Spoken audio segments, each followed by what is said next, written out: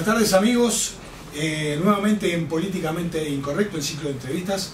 Hoy tenemos el gusto, y muchas gracias por recibirnos, el diputado Pablo Abdala del Partido Nacional. Muchas gracias por recibirnos, Pablo. Con mucho gusto, gracias a ustedes por visitarme. Muy bien. Vamos, hay un montón de gente que está descreída en el sistema político en sí. Y mucha gente que menciona que hay una especie de asociación entre el oficialismo y la oposición, dado el poco peso, por lo menos que ha llegado a través de informaciones que ha ejercido la oposición en contra de leyes nefastas que se han aprobado y en algún caso han sido un poco cómplices de esa aprobación de esas leyes. Obviamente la política, como casi todos los órdenes de sociedades humanas, están hechas mismo por el ser humano que es pasible de corrupción. Vamos a entrevistar a Pablo y vamos a hacerle preguntas que yo calculo que la mayoría de ustedes se deben estar haciendo, más que nada a esta altura que ya nos estamos sintiendo, a partir de las últimas noticias de prensa que hemos recibido, nos estamos sintiendo un poco en dictadura. Un poco más allá del autoritarismo, ya entrando en campo de la dictadura. Pero vamos a partir con las primeras preguntas, que son los que han generado, en este caso, el nuevo Código de Proceso Penal, tanta intranquilidad en la población, han generado tanta tristeza de familiares de trabajadores muertos a mano de la delincuencia y tanta indignación a partir de que este nuevo código permite transar con la justicia y que los delincuentes no reciban lo que para el pueblo se merece. Pablo, contame cuánto tiempo se estuvo trabajando en la implementación del nuevo Código de Proceso Penal. La implementación del nuevo Código de Proceso Penal es una historia muy larga, que empieza, te diría, antes de que yo fuera legislador. Y yo soy legislador, esta es mi tercera legislatura, hace 13 años, voy a completar el año número 14 a fin de año. Se llegó a aprobar una primera versión del nuevo código en el gobierno del doctor Valle, después se fue postergando sucesivamente por razones presupuestales fundamentalmente, porque la implementación del código implica un costo presupuestal muy grande, porque hay que invertir en la creación de juzgados, de fiscalías, de infraestructura a los efectos de poder realizar las audiencias. El nuevo código le da mucha participación a las víctimas, a los testigos a los cuales hay que protegerlos. El sistema es el sistema de audiencias públicas. Entonces todo eso hizo que el nuevo código se fuera postergando. Finalmente hubo un acuerdo entre todos los partidos el año pasado a los efectos de la implementación definitiva del nuevo código, que, como tú sabes, entró en vigencia en el mes de noviembre, 1 de noviembre, después de sucesivas postergaciones. Estaba previsto, la última postergación correspondió al mes de julio, cuando en principio era la fecha que habíamos acordado entre todos. No estábamos prontos para empezar y se resolvió postergar la vigencia para el 1 de noviembre. Y allí se echó a andar, por supuesto con dificultades, con marchas, con contramarchas. Hubo problemas de los que tú hacías referencia, en el sentido de que la eficacia en cuanto a la persecución del delito, la cantidad de formalizaciones, si las comparamos con los viejos procesamientos, o sea, la gente que era encausada, que era llevada a juicio por semiplena prueba de la comisión de un delito, en una primera instancia se redujo significativamente. Los ingresos a prisión también bajaron notoriamente, pero con relación a eso yo debo decirte dos o tres cosas. La primera de ellas, yo creo que este era un cambio necesario desde el punto de vista de la concepción del modelo, en cuanto a la necesidad de avanzar en un camino de mayor celeridad a la hora de los procesos penales. No a costillas, por supuesto, de que haya más impunidad. Ese es un precio muy alto para pagar por esto mismo que yo estoy diciendo, y creo que en alguna medida se pagó, sobre todo en la primera etapa. Y esa es la segunda cosa que yo quería decirte.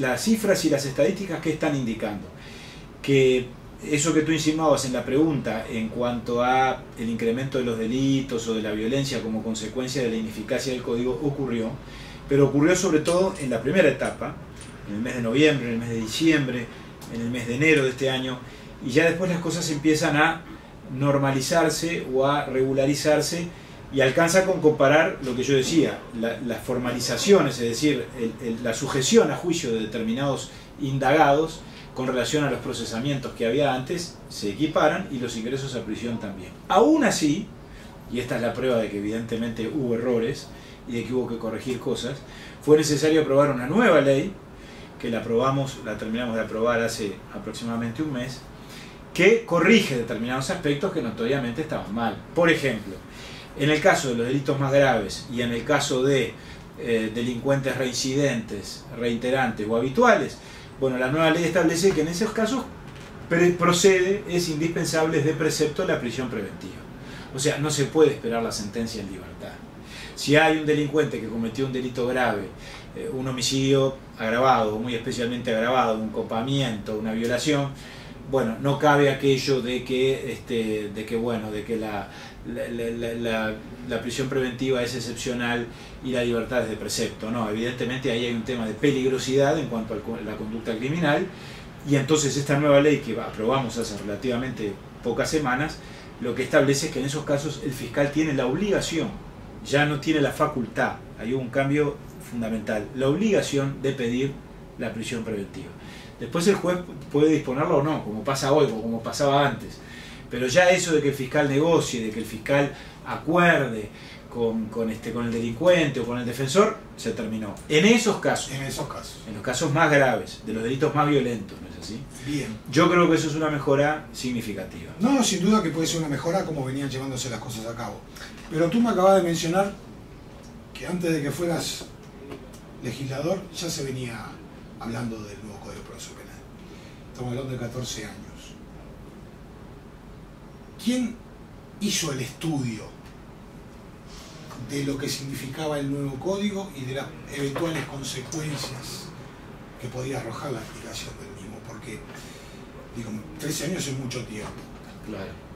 Yo tengo entendido, y según hablé con un senador del Partido Colorado, el único que se presentó en la Cámara a decir que ese código no iba a funcionar y dio las razones fue el ex fiscal Viana.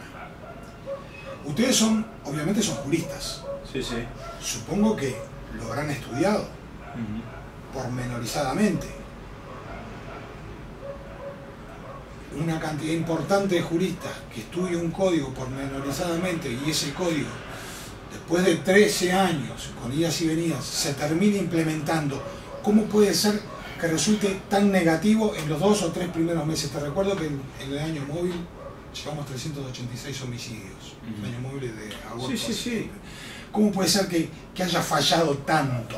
A ver. Y que una sola persona, en el caso del fiscal Viana, haya sido el que lo vio? Porque su vida sabíamos que en principio estaba de acuerdo, pero ahora parece una quinceañera desencantada que no. Eso ya lo sabemos. Varias cosas. En primer lugar, yo creo que tenemos que centrar la discusión donde verdaderamente debe estar.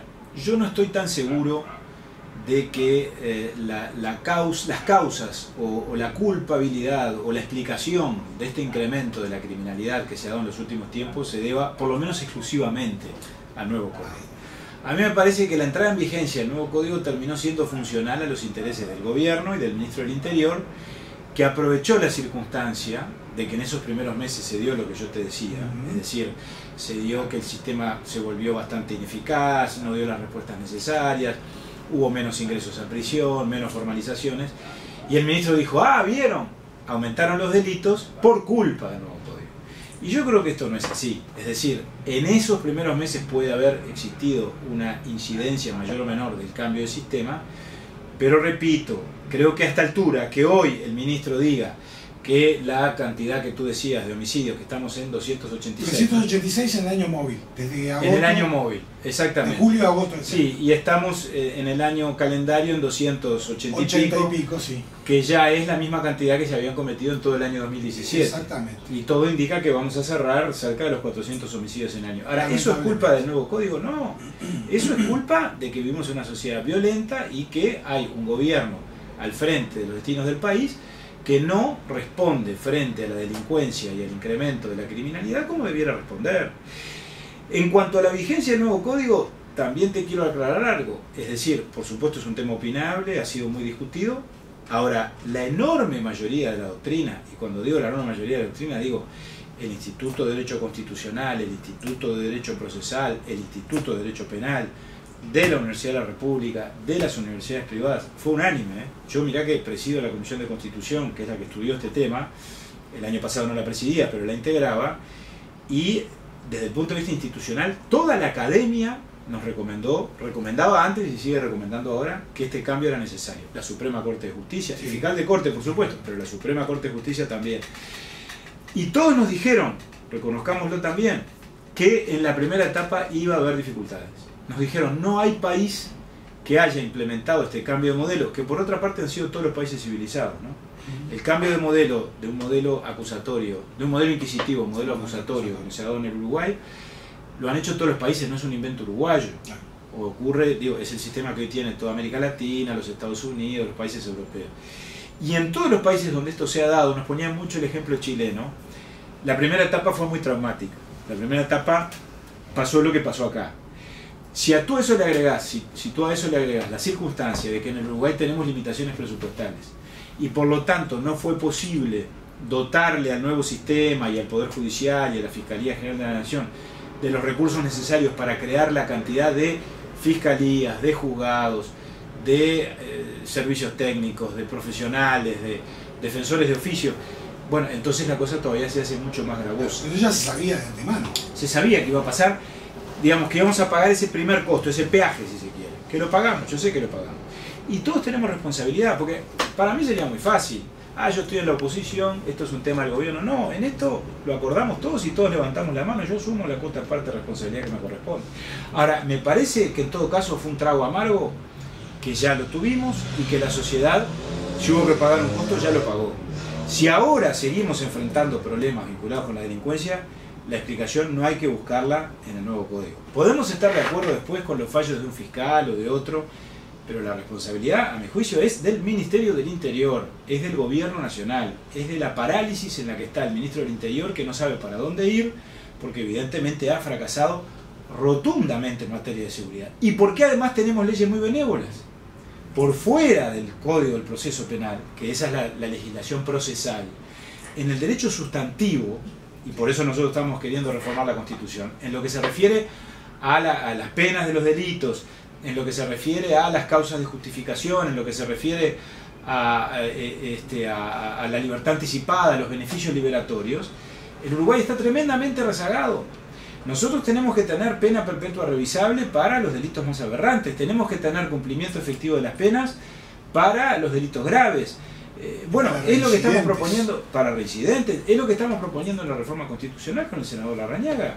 Y ahí es donde también el gobierno falla, porque el gobierno no se anima a dar estos pasos, y no se anima en parte porque muchos grupos del Frente Amplio no están de acuerdo, y en parte porque los que están de acuerdo, para mantener la unidad y los equilibrios, empezando por el presidente de la República y el propio ministro, que yo estoy seguro que estarían de acuerdo con muchas de estas cosas, aunque digan que no, no lo hacen precisamente porque quieren mantener el buen clima dentro del elenco de gobierno, y allí hay una ecuación de poder muy complicada donde bueno, todo está en una tensa calma, en un tenso equilibrio, que si se mueve algún resorte por fuera de lo debido, entonces empiezan a rechinar todos los engranajes. Esa es la realidad del gobierno del Frente Amplio, y las consecuencias las paga la gente con un incremento evidente que hemos tenido en los delitos y en la inseguridad.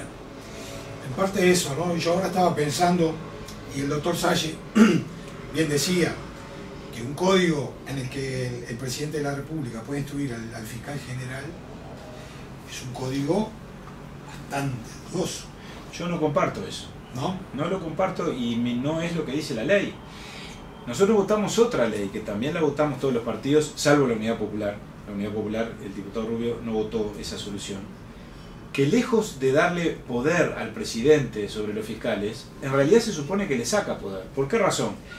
Porque antes de esa ley que se votó en el 2015, que es la ley que creó como servicio descentralizado la Fiscalía General de la Nación, los fiscales y el fiscal de corte estaba más cerca del presidente que ahora, porque el Ministerio Público, la Fiscalía General de la Nación, que en ese tiempo se llamaba Fiscalía de Corte y Procuraduría General de la Nación, estaba en el Ministerio de Educación y Cultura, o sea, estaba más cerca del presidente, dependía administrativamente del presidente y del ministro de Educación, o ahora sería de la ministra de Educación. Con la ley que nosotros votamos, que estuvimos de acuerdo en eso, creamos a la Fiscalía General de la Nación como un servicio descentralizado. O sea, lo sacamos del Poder Ejecutivo. Antes estaba en el corazón del Poder Ejecutivo. Ahora está separado, como una entidad autónoma. No quiere decir esto que no se relacione con el gobierno, o sea, la designación de los fiscales igual depende pero pasaba antes, ¿no? Claro, depende sí, de la sí. propuesta del Poder Ejecutivo y de la aprobación del Parlamento, Exacto. y eso sigue funcionando igual. Exacto.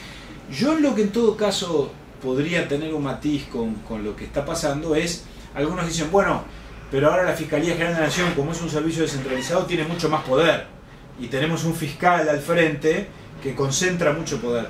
Bueno, capaz que lo que deberíamos plantearnos hacia el futuro es que ese organismo, Fiscalía General de la Nación, en lugar de estar conducido por una sola persona, en lugar de ser un ente o un servicio descentralizado unipersonal, que fuera un directorio de 3 miembros, ¿verdad?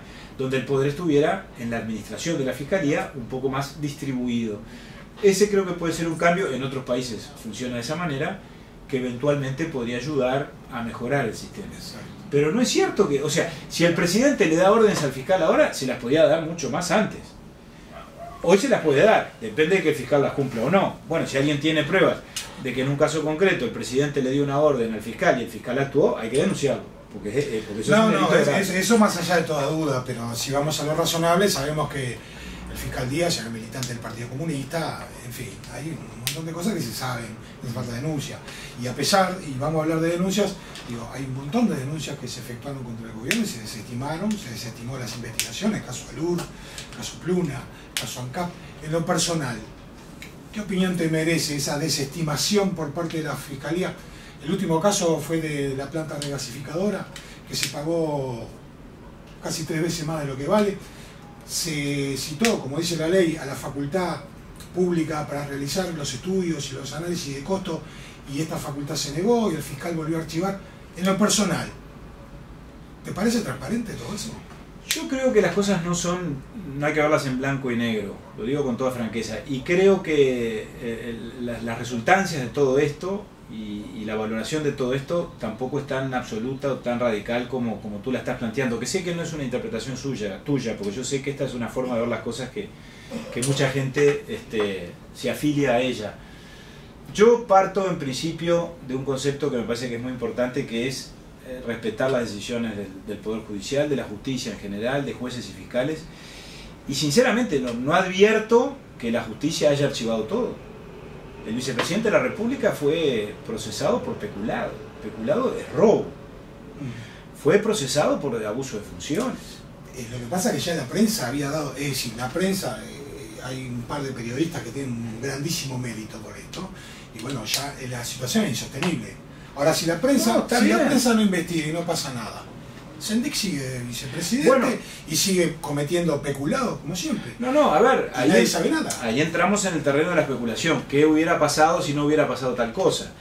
En primer lugar, quien investigó en el caso ANCAP, y no es por reivindicar esto para mi partido, pero fue la comisión investigadora que actuó en el Senado.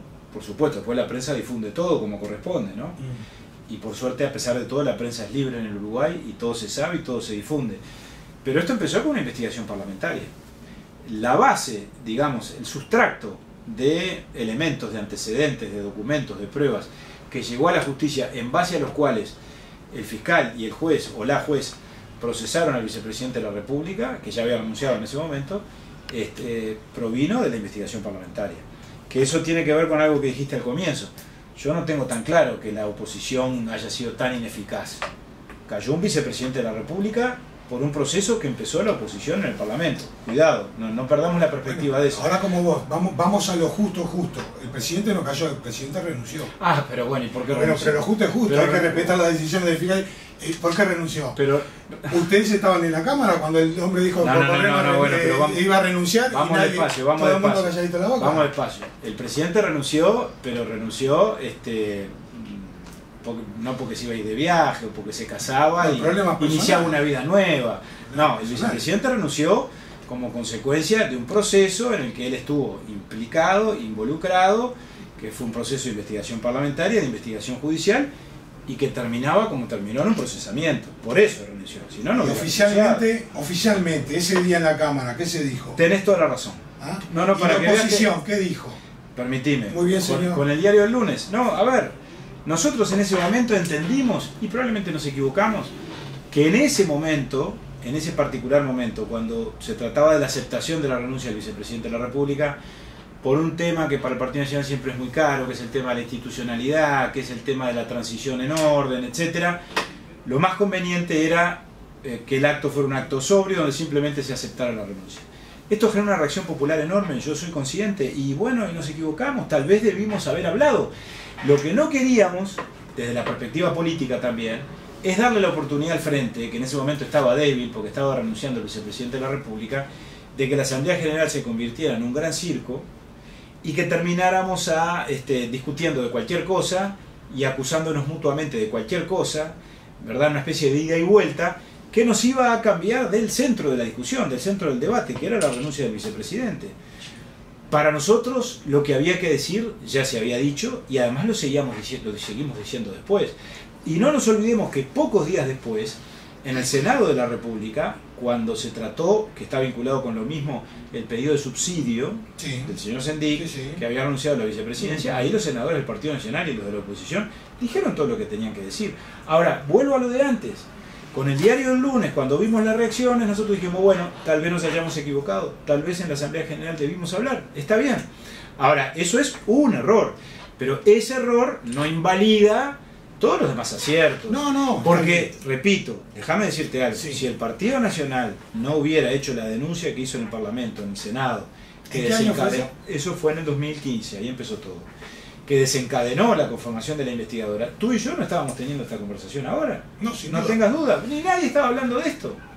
Esa es la realidad. Pero esa es la función para la que ustedes naturalmente están sirviendo al mapa. Yo no pido que nos aplaudan, no pido, tenés toda la razón. No lo estoy planteando pidiendo que alguien me lo reconozca, es lo que tenemos que hacer. No, Pablo, mirá, yo en cuanto a lo que vos me dijiste, tal vez nos equivocamos, con una nota con el senador Amorín Valle también me dice, y sí, nos equivocamos. Ahora, es una reflexión que no tiene mucho que ver con el tema, sino que todo. ¿Cuánto le cuestan las equivocaciones de los legisladores al resto de la población? Bueno, está bien. Es una reflexión. Y bueno, está bien. Ahora, es que el político que te diga yo no me equivoco nunca, te miente. No, por supuesto. Porque somos humanos. Y la gente no puede idealizar a los políticos en términos de que nosotros somos como maquinitas infalibles. Pero lo que hoy día ahora, repito, la gente, en este caso la oposición, la gente tiene dibujada, algunos, otros no, ya están bastante descreídos, como que si fueran Superman, como que tienen que poner el pecho en la bala, salir, denunciar y ser acérrimos enemigos, en este caso, de este gobierno, como nunca antes se vio con otros gobiernos. Bueno, pero ojo, y ahí también yo discrepo, porque, a ver, podremos cometer errores, se podrá considerar insuficiente lo que nosotros hacemos, podríamos hacerlo mejor, todo eso lo admito, porque esto es una tarea humana. Pero no se puede decir que no hacemos cosas, que no denunciamos. Estamos todo el tiempo interpelando ministros, convocándoles a comisión, denunciando todo lo que haya que denunciar. Te pongo otro ejemplo. Yo estoy ahora con el tema de la regasificadora. Bueno, vamos a ir a la justicia. Acabamos de elaborar un informe que lo presentamos públicamente donde dijimos, aquí hubo irregularidades, hubo ilicitudes, hay presunción de delito. Queremos ir a la justicia. A ver, ¿por qué no avanzamos más rápido o no llegamos más lejos? Bueno, la misma gente que nos critica es la gente que le dio la mayoría absoluta al Frente Amplio. Entonces, que el pueblo uruguayo, porque acá esto tenemos que razonarlo y corregirlo entre todos. O sea, no hay que demandarle a los legisladores después lo que el pueblo uruguayo no resolvió correctamente antes. No sé si me explico. ¿Cómo no? Y el pueblo es soberano y su decisión es respetable. Ahora, fue el pueblo uruguayo el que dijo que tenía que gobernar el Frente y no solo gobernar, que tenía que tener mayoría en las dos cámaras. Y esa mayoría en las dos cámaras a la oposición nos pone frenos todo el tiempo. Ahora,